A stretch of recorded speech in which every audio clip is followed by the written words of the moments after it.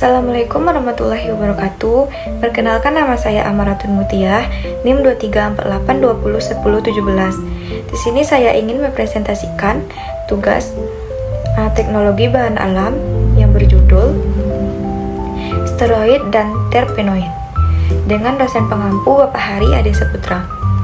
Yang pertama ada steroid, yaitu pengertian steroid.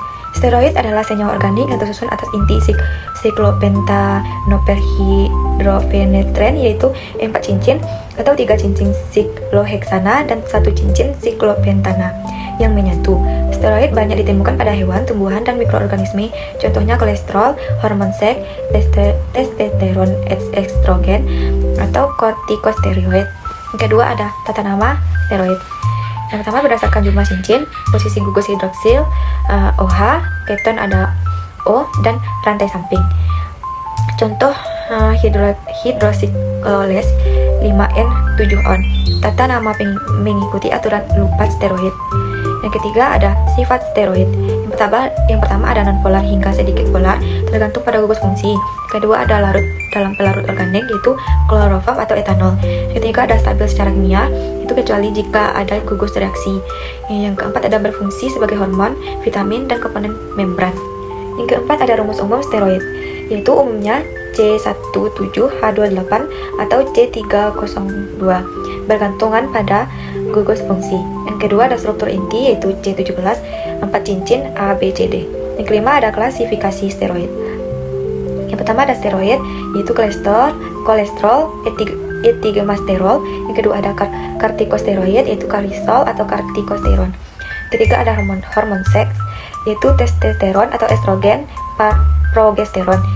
Yang keempat ada asam empedu, yaitu asam taurokolat, asam glikolat. Keenam ada macam-macam senyawa dan kegunaan steroid, yaitu senyawa kegunaan kolesterol, komponen membran sel, prekursor hormon, korsitron antiinflamasi, metabolisme glukosa, testosteron atau estrogen, pengaturan reproduksi, karakteristik seks, dan asam empedu pencernaan lemak.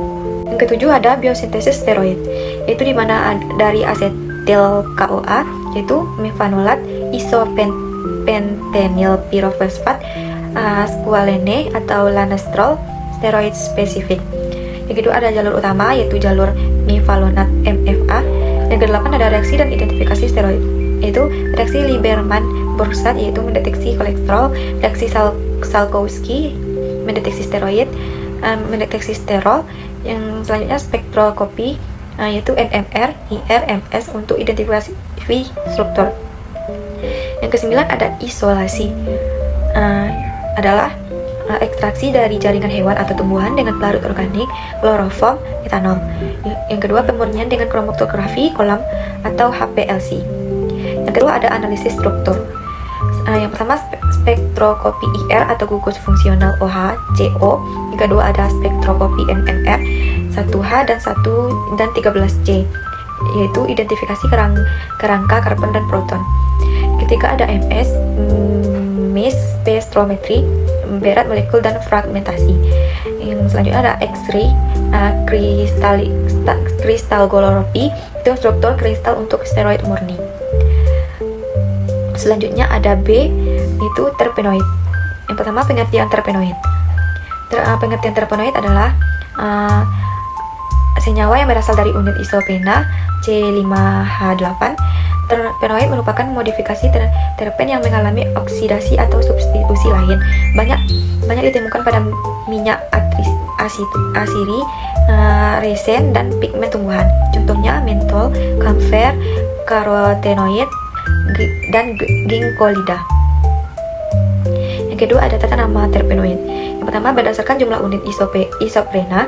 Yang kedua menotorpen C10, yaitu 2 unit isoprena. Yang ketiga ada sesquiterpen C15, yaitu 3 unit isoprena. Selanjutnya ada diterpen C20, yaitu 4 unit isoprena. Sesterpermen C25, yaitu 5 unit isoprena. Selanjutnya ada tripen C30, yaitu 6 unit isoprena. Dan tetrapen C40, 8 unit isoprena. Selanjutnya yang ketiga sifat terpenoid. Umumnya beraroma, komponen minyak atsiri. Kedua, hidrofobik, larut dalam larut organik, stabil namun dapat dioksidasi menjadi berbagai senyawa aktif biologi. Keempat, ada rumus umum terpenoid, yaitu rumus umumnya C5H8N dengan N dan jumlah unit isoprena. Yang kelima, ada klasifikasi terpenoid. Yang pertama, minoterpen C10, yaitu limonen mentol.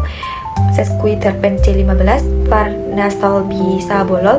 Ketiga, ada diterpen C20, yaitu retinolfitol. Yang keempat, terpen C30, yaitu saponin lanasterol. Yang kelima, ada tetraterpen C40, yaitu karotenoid B-karoten lutein.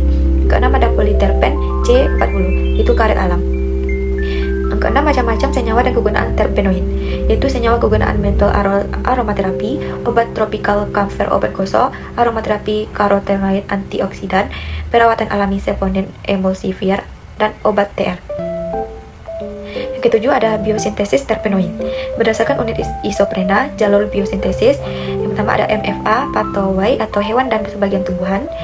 Yang kedua, ada MEP atau dog pathway, yaitu plastida tumbuhan. Yang kedelapan, ada reaksi dan identifikasi terpenoid, yaitu uji Lieberman atau Fregelicida, yaitu mendeteksi senyawa terpenoid tertentu. Yang kedua, ada distilasi uap, isolasi minyak atsiri. Yang ketiga, ada spektroskopi UV, IR, NMR, dan MS, yaitu struktur rinci. Kesembilan, ada isolasi terpenoid.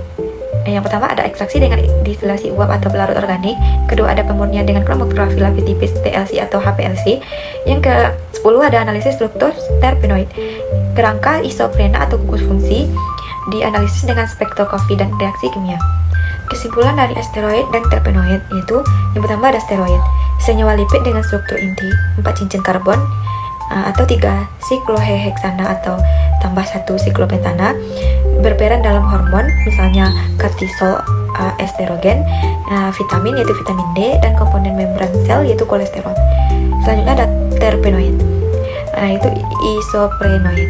Senyawa yang tersusun dari unit isoprena C5H8 biasanya berfungsi sebagai pigmen karotenoid, hormon yaitu giberelin, minyak atsiri, dan bahan baku metabolit sekunder. Sekian dari presentasi saya ucapkan terima kasih. Assalamualaikum warahmatullahi wabarakatuh.